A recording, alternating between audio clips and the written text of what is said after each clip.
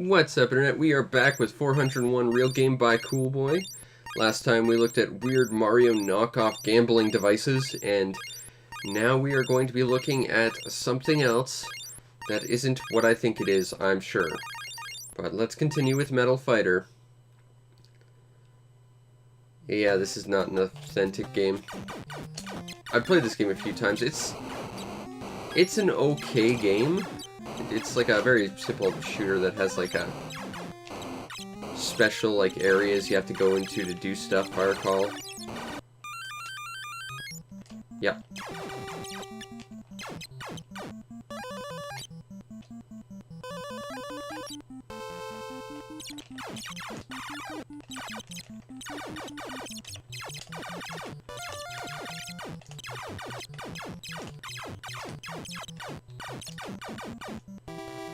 I win. And now I got an extra power-up. Because power-ups are tied to actually accomplishing things, which is an interesting thing to do. But, like I said, this is a pirate game. It feels like a pirate game. It's not that great. Oh, I can't actually go across. Ah. Got cocky. I need to fly. They're taking that away from me.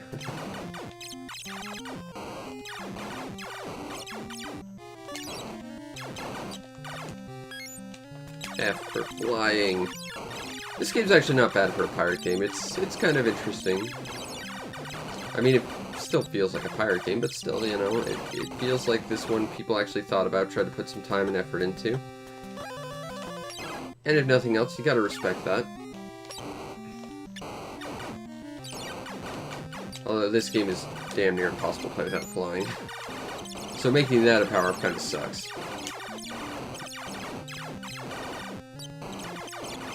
Give me more power-ups.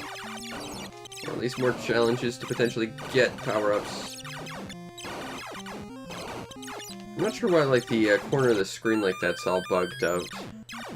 But it is.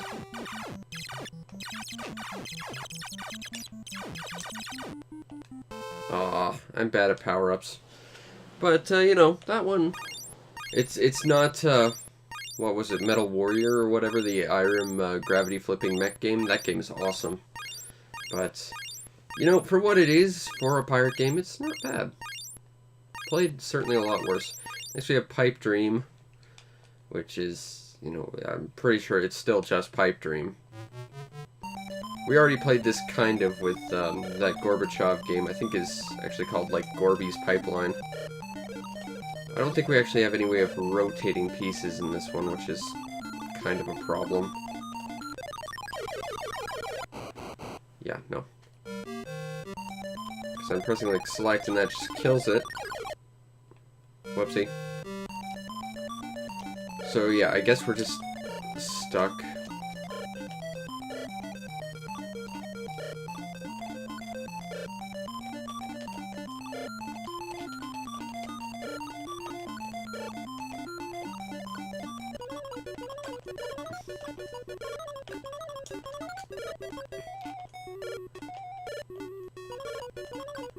Okay.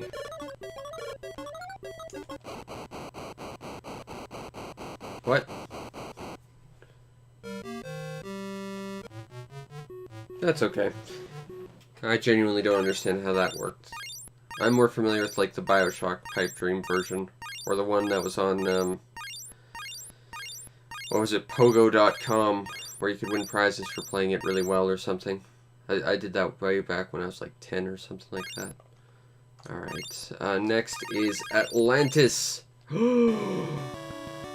Finally! I'm excited to play this one. Okay, so you may remember Challenger, the kind of bad Famicom game that I said I liked. Well, I mentioned that there was another one I liked. This is it. This is Atlantis no Nazo, The Mystery of Atlantis.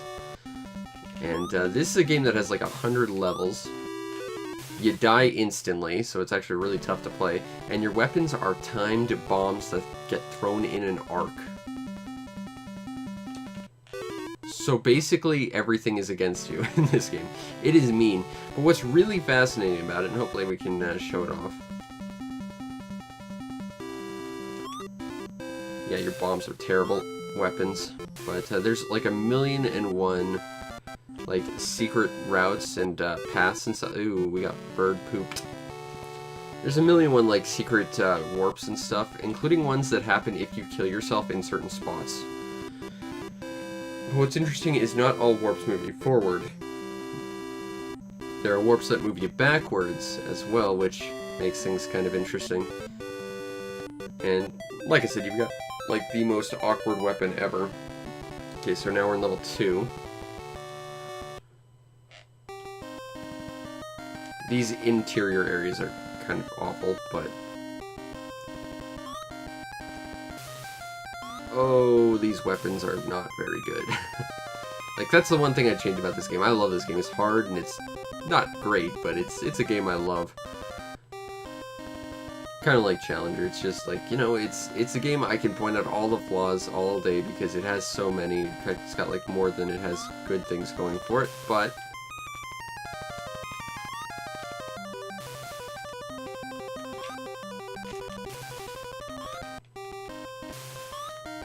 Stupid shells. We have to run because we're gonna time out.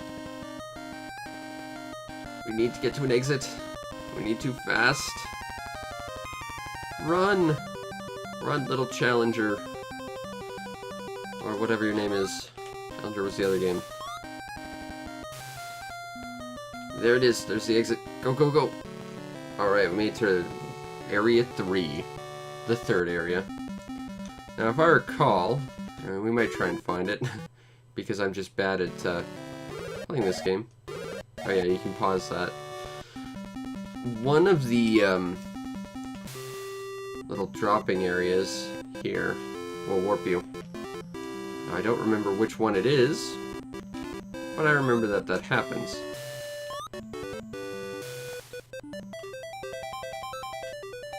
Okay, let's go. I think it was this one. Nope. I honestly just want to run through all these, like, instant death pits now, just to find the one that teleports you. But I think it teleports you straight to, like, level 12. And then if you suicide in one specific spot in level 12, you get taken to, like, level 40. And to get to the final level of this game, like, the shortest route is, like, 10 levels long.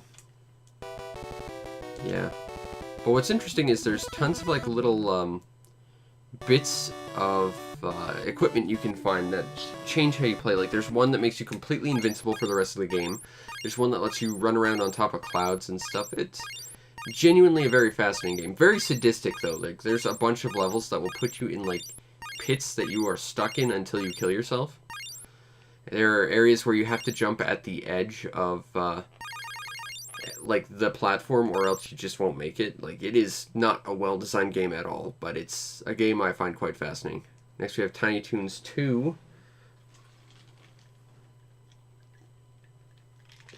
which is, in fact, Tiny Toons 2. I'm not the biggest Tiny Toons fan. I don't know much about it. I watched Animaniacs when I was a kid, but that was about the extent of it.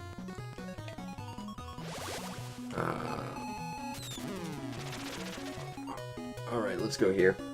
Now, I remember really liking the original Tiny Toons NES game back when we played it way back.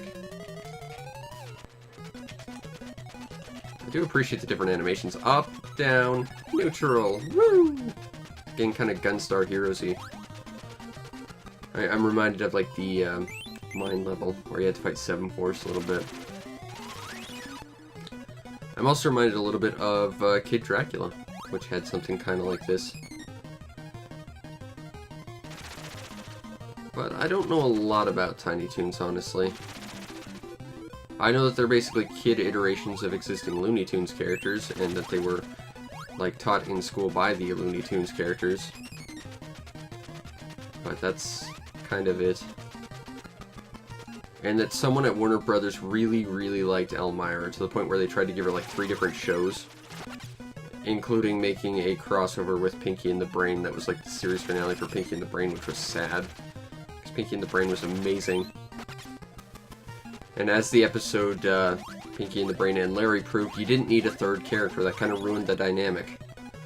But they decided to add Elmira to the mix because reasons. But there was some, like, legitimately fun parts about Pinky Elmira in the Brain. Such as, I think Tim Curry was in it.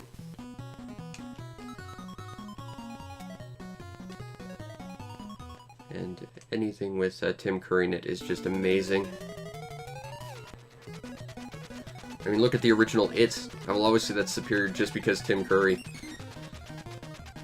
I don't care if it's not actually scary. It has Tim Curry, ergo, it's amazing. Alright.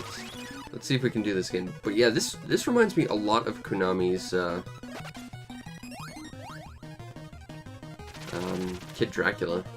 Amakojo's Special. Which, we never got the actual, like, console version. We did get the Game Boy version, which I've heard from people who played both say it's, like, the superior version. So there is that, but having played the Famicom version on one of these multi-carts, I can tell you it's very similar to this, or there was a level very similar to this anyway. And that game is really hard. This game's kind of hard too. Let's try a different level, I guess. Let's try this level. I just want to ride a roller coaster because I don't do that in real life. Damn it.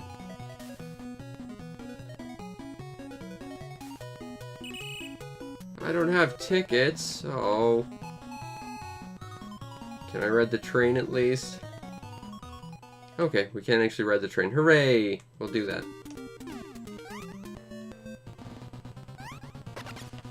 Oh god, I can't step on people? That makes things interesting.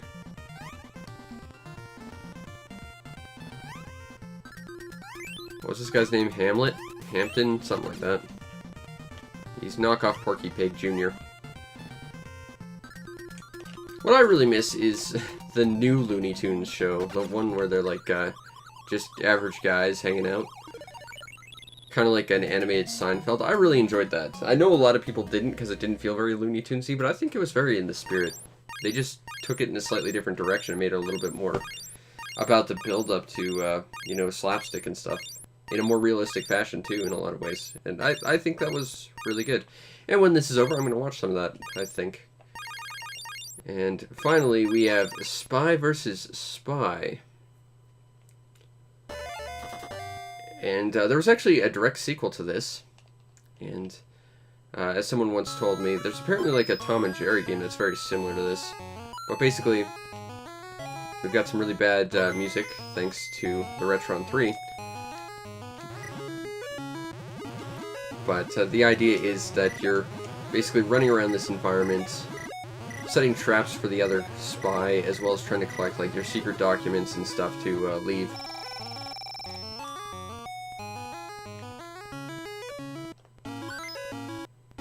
Okay, so we've got the passport. I believe we need to collect 4 things before we can continue.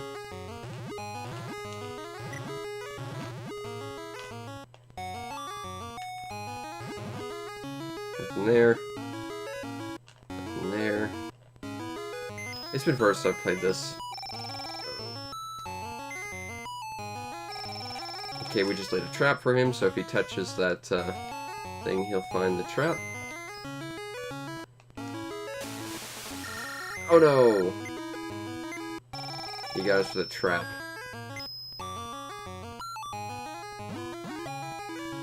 Haha, but we got him.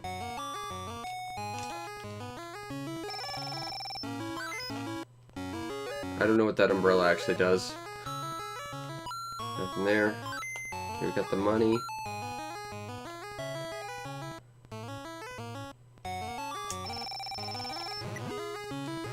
Run away! Ha! Got him.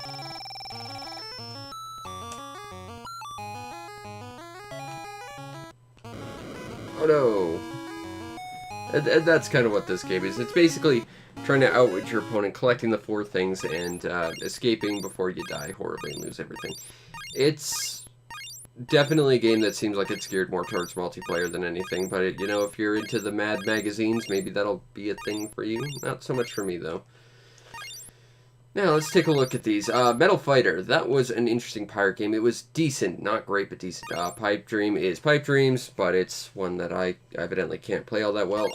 Atlantis is Atlantis no Nazo. It's not a great game, but it's a game I'm quite passionate about. Tiny Toon 2, I like the first one better. I'm going to say it. It's not a bad game, but I like the first one better.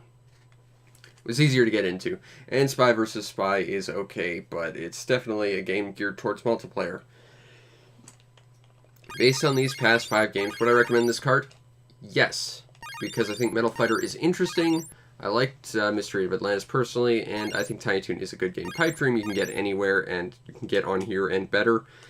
And Spy vs. Spy is not really my cup of tea, but it's okay, I guess. So, you know what? I'll give this 5 a pass. But join me next time where we look at Samirumo. I have no idea what that is. But I hope you enjoyed, and if you did, follow the show to know when we go live. That is the Twitch thing. I am so ingrained to do this. You can tell I do this like every day right after Animal Crossing. Oh, I'm tired. Oh, it's like 10 p.m. Anyway, subscribe to the channel so that you can see everything else we do, including more of this Animal Crossing videos where I'm actually, you know, just putting stuff I've streamed up. But you know what? Then at least what I just said made at least a small modicum of sense. Plus, tons of other stuff, including reviews, which is kind of what I focus on, and gameplay videos, and pretty much just anything I can do when I can do it. And if you really want to make my day, check out the show's PayPal or Patreon. Support it any way you can so I can continue to keep doing what I do, because this is one of the few things I've found I'm actually kind of sort of vaguely competent at, and I quite enjoy. Plus, you get yourself on the Discord where we can talk about awesome things like how good that Atlantis no Nazo is, even though it's a bad game. Because let's just be honest, it is. Anyway, I hope you enjoyed, and I'll see you next time. Peace out, Internet.